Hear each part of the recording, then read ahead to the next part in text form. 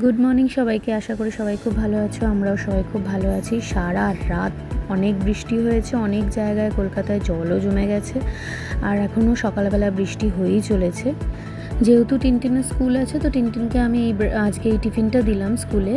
আর এই যে ও চলে যাচ্ছে স্কুলে। টিফিনে আমি চেষ্টা করি একটু হেলদি কিছু দেওয়ার, আর ও সুজি খেতে পছন্দই করে, তো ওকে আমি সুজি আর মাখানা দিয়েছি একটু রোস্ট করে।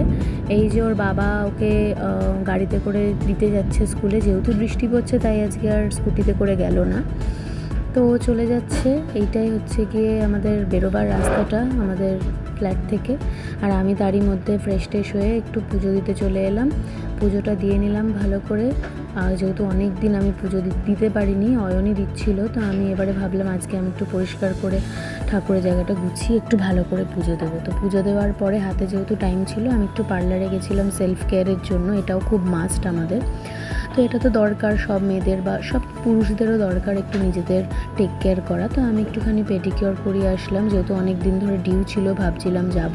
সন্ধেবেলায় গেছিলাম হচ্ছে গিয়ে আমার বাপের বাড়িতে, আর ওকে এখানে বাবা বানিয়ে দিয়েছে ত্রিশূলটা, আর ও একটা গামছা পরিয়ে দিয়েছে বাকছাল বানিয়ে, তো ওটাতেই বেজায় খুশি। আর এখানেও শিবতাণ্ডব করছে। কালকে তো আবার জামাই ষষ্ঠী, তাই আমরা আগের দিন থেকে এসে এখানে উপস্থিত। চলুন তাহলে আবার দেখা হবে অন্য একটা ব্লগে। বাই।